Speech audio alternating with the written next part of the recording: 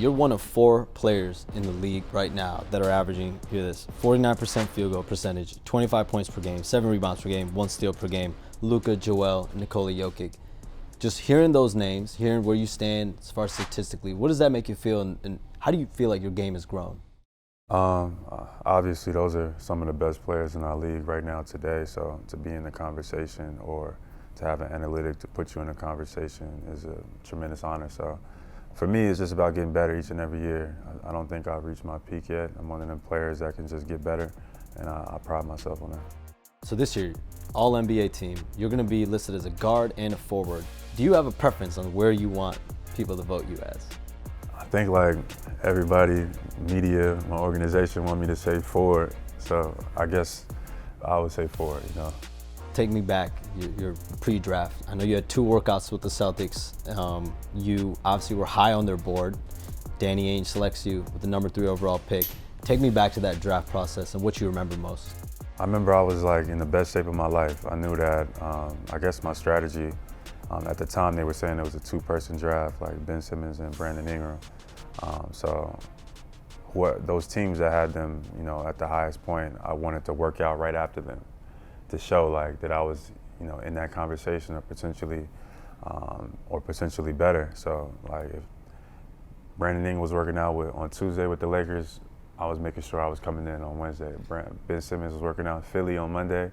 I was coming in on Tuesday just to show that, you know, 1, I'm in the same athletic stature, and 2, you know, that you'll be able to see, you know, the type of athlete, the type of player comparing to the top in the draft at the time. So your rookie year, you played 17 minutes a game. How did you maintain your professionalism? How did you maintain kind of just that stick-to-itiveness that season? It was tough. You know, it definitely, you know, created a level of maturity that attested me. You know, it's hard not to compare yourself to other guys and what they're doing around the league, and, you know, hearing, you know, people in your corner telling you that you could do this and you could do that. But I think overall what I learned and appreciated the most was my learning how to win was 1, and learning, you know, how to be efficient was 2. I had a different rope. Like if I made mistakes, Brad would pull me out. Whether, you know, some rookies get the opportunity to play through it, but that kind of taught me how to be efficient. So, you know, you can always look at sometimes like things that you would think is your adversity, could sometimes be some of your biggest blessings. I heard you were always one of the first ones in, getting towels for the vets, doing a lot of the stuff that rookies do, but you were the number 3 overall pick. Where did that level of maturity and that level of, some level of humility as a number 3 overall pick, where did that come into play for you? It took some, you know, time to get to that point. What was that pressure? You just getting pressured by the vets? Yeah, I was getting bullied. I was getting bullied by the vets. Isaiah Thomas, Gerald Green, man, shout out to him. That was my favorite vet, you know.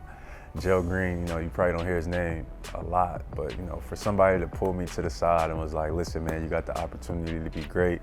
You got the opportunity to be special. When at the time, nobody else was saying that, you know, so Gerald Green, man, I appreciate him, but it took some time for me. I'm a little bit stubborn at times, so when, you know, you got guys telling you to do this or do that, you know, it's hard to release the ego, humble yourself, and just learn how to follow before you can lead, but at a time in my rookie year, you know, I struggled a little bit, but then I got back on track. You guys have been through a lot as teammates together, especially this core. You guys have been through the highs and the lows, but what about your relationship with Marcus, you think specifically? What's made you guys so successful together throughout all the trials, all the tribulations? I think it's just been like, you know, me and Marcus have, you know, we got like a brother-like relationship, you know, because me and him have bumped heads millions of times. We didn't, you know, put each other in headlocks, arm wrestle to, you know, almost fist fight and all type of stuff, but all out of love. Like, we learn, we're passionate individuals, we learn from each other, we value each other, and we've pushed each other over time. You know, we've held each other accountable over time, and that just created that relationship now where, like, you know, Marcus, you know, has become, you know, like a family figure in my family, just because I know where I stand with that person, I know where you stand with me. You know, we don't always see eye to eye, but, you know, when you could look somebody and you could trust them, and you know they'll go to war for you, those are the type of people you want to keep around in your life. So, you know, Marcus is one of those guys for sure. Like, if I called him and I needed him, he'll be there.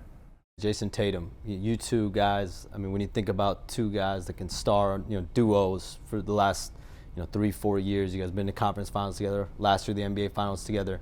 What do you think allowed you two specifically to be so successful in sacrificing and trying to be the best versions of yourself? I think just, one, loving this game.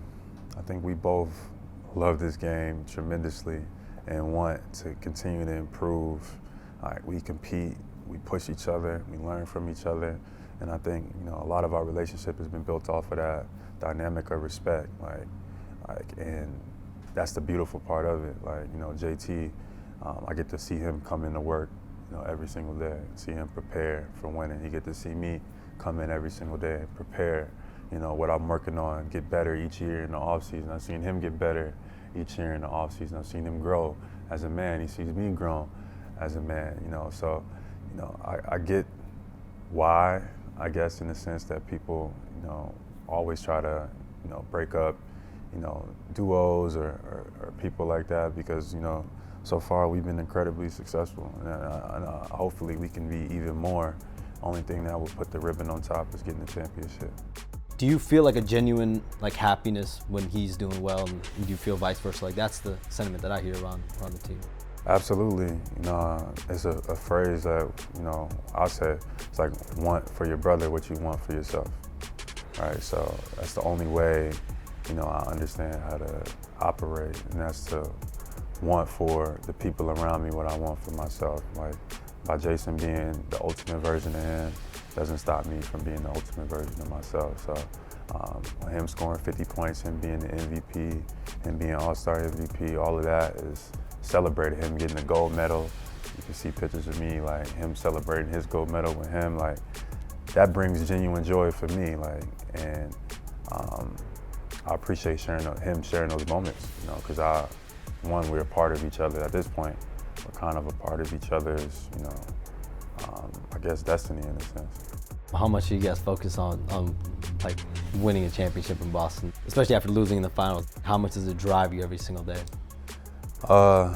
Every single day, every week, every month, I think that's always the ultimate goal from, not just our organization, from our fan base, et cetera. So it's something that is the highest honor, right? And it's something that's extremely hard to do, no matter what year, what time frame. So it'd be great to be engraved in history with some of the greats, but you gotta earn it. You gotta deserve it. It gotta be your time. Last year wasn't our time. Hopefully this year is. So in the offseason, I know there were some rumors at different points, but you as an individual, how were you able to focus on the task at hand and focus on the season and not let that be a distraction for you? I just worked. That was it. I just worked. I just got in the gym. I worked on my body. I got better. And that was it. I made sure that, I was ready to go to start this season. And I was ready to show people, last year I had some injuries, hamstring, that kind of, I missed 15 to 20 games last year. And I wanted to make sure that, I was fully healthy and I was ready to go from beginning to end. And that was my ultimate goal, was just to come out and just show the world what I was capable of fully. For you, for your career now, what do you think are goals for you? My goals is just to use my platform to help, change the culture, the environment of the modern day athlete. Maybe, 10 years from now, things are, are looked at differently from how athletes are perceived and viewed. I think that athletes should be able to use their platform to talk about things. Some people still disagree. Some people think that, you pay a certain ticket price and all I come to do is to watch you play. I could talk to you however I want. I could treat you however I want. I don't care about your mental health. And to those people, I'm gonna forever disagree with, So as an athlete, we have a tremendous responsibility in our community. We have an enormous amount of influence. And I think we're born to do more than just come and entertain. So I plan on, making that road a little bit more travel for future generations, and to be able to come in and make an impact on your community. And I think that's what being an athlete is truly about, and that's what I want to represent.